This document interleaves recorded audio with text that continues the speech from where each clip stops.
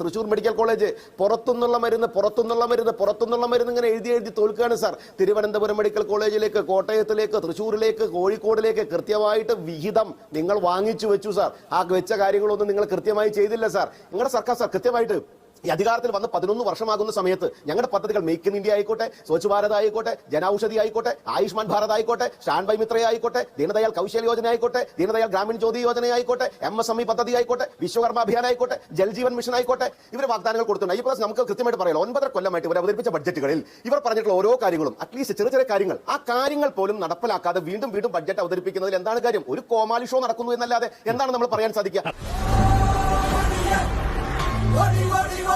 പറഞ്ഞ CPM മുഖപത്രമൊക്കെ വായിച്ചിട്ടുണ്ടെങ്കിൽ ഇന്നലെ സംസ്ഥാന ബജറ്റാണ് നടന്നതെന്നൊക്കെ തോന്നുന്ന തരത്തിലുള്ള പ്രഖ്യാപനവും കാര്യങ്ങളൊക്കെയാണ്. അപ്പോൾ അതിൽ 3.0 ലോഡിംഗ് എന്നുള്ളതാണ് ഈ ഇടത് പ്രൊഫൈലുകളിലൊക്കെ ഏറ്റവും പൊതുവിലായി കാണുന്ന ഒരു കാര്യം. അതിനെന്താ മറുപടി? വെറും വാഗ്ദാനം കിട്ടുകയില്ല. അതുകൂടെ മനസ്സിലായില്ലേ? വരൂ. അല്ല, 3.0 ലോഡിംഗ് എന്ന് അവരുടെ പ്രൊഫൈലിൽ കാണുന്നുവെങ്കിൽ അതിന് കൃത്യമായിട്ട് ഇടതുപക്ഷത്തിന്റെ പ്രതിനിധി മറുപടി പറഞ്ഞല്ലോ. 5th ഗിയറിലാണ് ഓടിക്കൊണ്ടിരിക്കുന്നത് പറഞ്ഞു. കാരണം ഇവിടെ നിൽക്കാൻ പറ്റില്ല, ഓട്ടിക്കാണ് ജനം. നിന്നെ ഇതിനൊന്നും കൊള്ളുകയില്ലെന്ന് നീ വീണ്ടും തെളിയിച്ചിരിക്കുകയാണ് എന്റെ വിജയ. അപ്പൊ നല്ല ഓട്ടോ ഓടുക നല്ലത്. കാരണം എന്താ വെച്ചാൽ ഇല്ലെങ്കിൽ ഈ തട്ടിപ്പ് കൊണ്ട് ചെന്ന ജനങ്ങൾ ഇപ്രാവശ്യം തെരഞ്ഞെടുപ്പിൽ അടിച്ചു ഓടിക്കൂരേ. നിനക്ക് പറ്റൂലേ, കളഞ്ഞിട്ട് പോടേ. കുറെ സമയമായിട്ട് കളിയാക്കണ്. ക്ഷേമ പെൻഷനുമായി ബന്ധപ്പെട്ട കാര്യങ്ങൾ. അതിന്റെ അപ്പുറത്ത് കുറെ പെൻഷനുകളുണ്ട്. തയ്യൽ തൊഴിലാളിയില്ലേ, കെട്ടിട തൊഴിലാളി ക്ഷേമനിധിയില്ലേ, വികലാംഗരുടെ പെൻഷനില്ലേ, ഇതിലൊക്കെ എത്ര കോടി ഉറുപ്പിയാണ് അയ്യപ്പദാസെ ഇവർ കുടിശ്ശികയെന്നറിയാമോ? ഒന്നും കൊടുത്തിട്ടില്ല ഇവർ കൊടുക്കില്ലെന്ന്. അതേപോലെ തന്നെ ഇവർ വെള്ളക്കരം കൂട്ടുമ്പോഴും ഭൂക്കരം കൂട്ടുമ്പോഴും കറണ്ട് ബില്ല് ഇടിവെട്ട് പോലെയാണ് അയ്യപ്പദാസ്. അതൊന്ന് അയ്യപ്പദാസ് ശ്രദ്ധിക്കണം. ഈ അറിവ് എവിടുന്ന് കിട്ടി? പത്രത്തിൽ നിന്ന് അടിച്ചു മാറ്റിയതാ. സോളാർ വെക്കുന്ന സമയത്ത് പോലും സോളാർ വെക്കുന്നതിന് 10 രൂപ കറണ്ട് ബില്ല് കുറയ്ക്കാനല്ലേ. ഇപ്പൊ അവർക്ക് പുതിയ മീറ്ററാ. അത് ഞെട്ടിക്കുന്ന കറണ്ട് ബില്ലാണ് അയ്യപ്പദാസെ.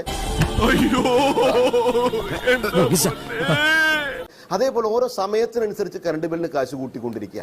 അത് ലൈറ്റ് ഇട്ട് കഴിഞ്ഞാൽ മനുഷ്യന്റെ ഇടനെഞ്ച് പൊട്ടുന്ന അവസ്ഥയാണ്. പിന്നെ അദ്ദേഹം തൃശൂർ മെഡിക്കൽ കോളേജ് പുറത്തുനിന്നുള്ള മരുന്ന് ഇങ്ങനെ എഴുതി തോൽക്കുകയാണ് സാർ. തിരുവനന്തപുരം മെഡിക്കൽ കോളേജിലേക്ക്, കോട്ടയത്തിലേക്ക്, തൃശ്ശൂരിലേക്ക്, കോഴിക്കോടിലേക്ക് കൃത്യമായിട്ട് വിഹിതം നിങ്ങൾ വാങ്ങിച്ചു വെച്ചു സാർ. ആ വെച്ച കാര്യങ്ങളൊന്നും നിങ്ങൾ കൃത്യമായി ചെയ്തില്ല സാർ.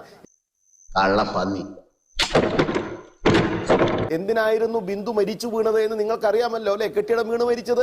അത് കഴിഞ്ഞ് നിങ്ങൾ എന്തായി പറയുന്നത്? 70 വയസ്സ് കഴിഞ്ഞവർക്ക് കാശ് കിട്ടുന്ന ഒരു സൗകര്യം ഉണ്ടായിട്ട് പോലും അത് എഴുതി ഒപ്പിടാൻ പോലും തയ്യാറാവാത്തൊരു ആരോഗ്യമന്ത്രി ഇവിടെ ഉണ്ടായിരുന്നു.